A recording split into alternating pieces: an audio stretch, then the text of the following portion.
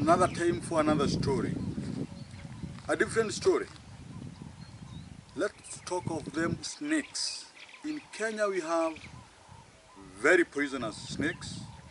We have some that are not poisonous, but they are all very hard to see. They are all very hard to come by. Most of the snakes you see on safari, the majority of them will be road kills. Somebody has crushed them along the road as they try to cross from one side to the other. So we have them, and this is a common question we get. Do you have snakes here? Do you have poisonous snakes? And we say we have them, but you will be very lucky if you see a snake on safari. Not seeing them does not mean that we do not have them. They are there, but they react quickly to the vibration on the ground. They can feel someone is coming, an enemy is coming, and they hide. They dash into burrows or they go into the bushes. But we have snakes here. One time I was in this park, Tsavo West National Park, in a place called Mactau. And this morning I had this lady who was a photographer, and this morning she had decided to snooze in and take some rest. I didn't want to sleep because it is hot here.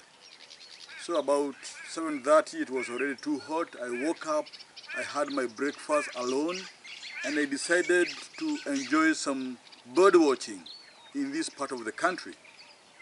Being very dry with a lot of acacia trees, there is a lot of birds, and this was an opportunity for me to see new species from this area.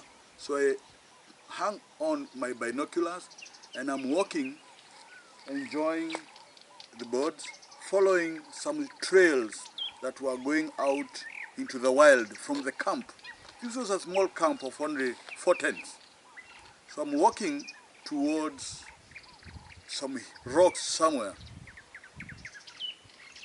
and in between the main area and my tent there was this trail, like a footpath that was being used by the workers all the time. And I'm following the trails because I had been told that you have to be careful, you have to keep to the paths if you want to be safe. In the grass, you never know what is there. So I listened and I was careful. So I stopped and I saw this bird that was on top of this acacia tree on the right side. I used my binoculars and I'm zooming close to this bird, trying to identify it. I was sure it was one of the weavers, but I didn't know exactly which one. I had forgotten to take my guidebook. The bird book was still in the car. So I'm looking at this beautiful bird, and all of a sudden, from behind, I heard some sound. I could hear something moving in the grass, like smoothly in the grass. So I decided to look back. It got my attention, and I looked back. There was nothing. I continued focusing on my bird. I heard the same noise again. And when I looked back, just behind, like 10 feet from where I was coming from, there was a snake across the path, across this path, moving from the left side to the right side. It was moving very fast. I didn't know what it was, but from the color, I guessed this was a black mamba. That is what my mind told me. You do not know a lot of snakes because you do not see them all the time. But if you want to stay safe, you have to assume that all the snakes are poisonous. So I got this one and I assumed it was a black mamba. So I took off on that direction, running, and I screamed. I said, "A snake! A snake!" And the manager, who was a white guy, saw me running away, and he came to me. He said, "What did you see? What do you think it was? What kind of a snake?" I said it was black, it was this thick, it was running from this side to the other side. So he called his dogs. He had 2 dogs. He called them. I don't remember the names of the dogs, and the dogs came running. 2 German Shepherds. This guy was in his rubber boots. He had rubber boots on. He knows this is not a safe place. There are a lot of snakes. So every time he's walking around, he has the rubber boots. I had my open shoes. I was not very smart. So he came and he said, where do you think he went? I pointed out, I think he went right into that bush. And the dogs were sent. He talked to the dogs and the dogs went to that bush. And when the dogs got to that bush there, they went up. Both of them. They went like that. They had seen something and he was sure they must have seen something. Because that was a signal that there was danger in that bush. He called a guy called Peter. And he said, Peter, please, bring me my rifle. And Peter went into his office, into the safe box. He removed this rifle. I think it was a shotgun or something. And he brought it to this guy. And this guy, he held it right down like this. He didn't put it close to his shoulders or the eyes to point. He held it like this. And he's walking through the grass with his boots, checking, trying to see, to find out where this enemy is. And he is doing like this with his boots, you know, pushing the grass all the sides, and the dogs have given way at this time. All of a sudden, he said, oh, Stanley, you are right, I can see it. It's a bad one. He backed up a little bit. That got me scared because if this guy has a rifle and is running away from this snake, then it must be a bad snake. So I also backed up. I wanted to take off and run away, and he said, no, don't go, don't run away. Just come and see what we are going to do with it. I watched from a safe distance, and this guy, he threw a rock to this snake because he wanted the snake to move a little bit. The snake started moving to the right, and from that position, he fired. It was unexpected because he didn't aim at the snake. He fired from that position and he blew that snake's head. It went like, bah! Just one. It was a shotgun, so there were several bullets that came out, and the head of this snake was shattered. That almost brought me on my knees because I didn't expect it. What is happening? The head was blown. It was out of proportion. But the whole body, the snake is going like this, and it's moving, it's rolling, and he said, Peter, please get this snake. So this guy, one of the members of staff, he came, he held the snake by the tail, because now it was not harmful. The head was gone. So he got it by the tail and he dragged it. It was about 8 feet long snake. He dragged it like this, all the way to the mess area, the main area. My guest was called to see the snake. All the members of staff were called to see this snake. This guy, the camp manager, says, oh, Stanley, you need also to come closer. I say, I don't like snakes. Snakes are not my friends. I'm staying away. I'm watching from this far. So he told his members of staff to line up everybody, and they would hold the snake up, hold the tail of the snake and lift it up like this, and get the photos taken. He made sure that these guys had their photos taken with the snake, one after the other. I said, over my dead body, I was not going to do it. My guest was called.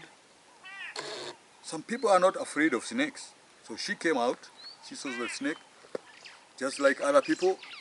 She held the snake by the tail, she lifted the tail all the way up, and she got pictures. Everybody got pictures of this. Later on, when the snake, remember the snake is still moving. You're having a picture taken of snake, and the snake is moving like this. So finally, everybody was done, and the snake was dead. So he got some 2 sticks, 2 pieces of sticks, and went for the head, and he called everybody. At that time, when I was very sure that the snake had died, I got closer, and he opened. He tried to split out the head of the snake, and he was trying to show us the fangs, the teeth, the fangs of these very poisonous. I bet it's the most poisonous Kenyan snake, the black mamba. We could see the fangs. Remember, this snake is so venomous that in case you have a bite from this snake, you'll be lucky if you live for the next 25 minutes. It's a bird snake. So he opened it up, he showed us the fangs. Then he said, oh, we are going to preserve this because we need to learn more about them. We'll put it in our museum. And he had this big jerrycan, like a container, full of, I think it was spirit, or methylated spirit.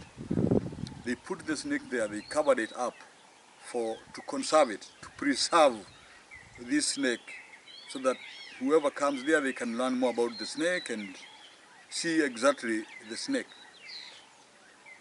This reminds me of a few years ago, just a few years ago. A neighbor of mine lost his brother-in-law. Why it happened? A few years ago, this guy, who is a brother-in-law to my neighbor, he went home to the village for Christmas. He was there for Christmas. And after Christmas, he said to Mommy, Mommy, I'm going back to the city, I'm going back to Nairobi. I need some mangoes so that I can take the mangoes to my friends in Nairobi. Mommy had already picked up some mangoes for this guy, just a few of them. But this guy said, this is not enough. I have so many friends, my neighbors, my colleagues, they will all ask for mangoes because mangoes from this part of Kenya, it's a dry country, the eastern part of Kenya. And the mother said, if you think this is not enough, you go down into the farm and get more mangoes. So this guy took a sack. He left his car running, the engine running, and he went back down. He climbed down, he ran, and all the way downhill, there were several trees overhanging with heavy, beautiful, ripe mangoes. They were hanging down from the trees like this, ready to be picked. And this guy is picking the mangoes very quickly. He didn't have a lot of time. He's picking the mangoes. He's choosing the right ones, putting them in the sack. And in a fraction of a second, a snake out of the blue just popped out and wanted to go for his eye. He missed the eye, but he was bitten just above the eyebrows. He was bitten by this snake. Very quickly, the snake disappeared back into the tree and he was nowhere to be seen. It was painful. He dropped all the mangoes he had and he climbed up, running, screaming, oh, mommy, mommy. This is a guy who was in his 40s. He's running up the hill, climbing, crying, screaming, asking for help. Oh, a snake bit me, a snake bit me, a snake bit me. And he's running up. He got to the compound and mommy comes out, the elderly lady comes out of the house and says, what happened to my son? This guy drops down and the woman starts screaming, calling for neighbors. In 15 minutes, this guy was dead. A very sad story. The guy was dead in about 15 minutes. Because what happens, when he ran uphill, the blood pressure went high and the blood now is running faster through the body. So it was very easy for the poison to go from the head, going down into the heart, and that is what killed him. He died. 15 minutes, he was dead. He didn't come to Nairobi, he didn't have the mangoes, but the intention was good. He wanted to bring something home to his friends, to his family. When you are out here and you are walking through tall grasses, kindly make sure that you do not have open shoes. You follow the marked tracks. If you have to walk from your tent to the main area at night, kindly use your flashlight. Make use of it, the torch. Use that all the time so that you do not step on these crawlies that might cost you your death. Otherwise, stay safe and keep enjoying my stories. Thank you for subscribing, sharing, and hitting those like buttons. See you in my next video. Thank you.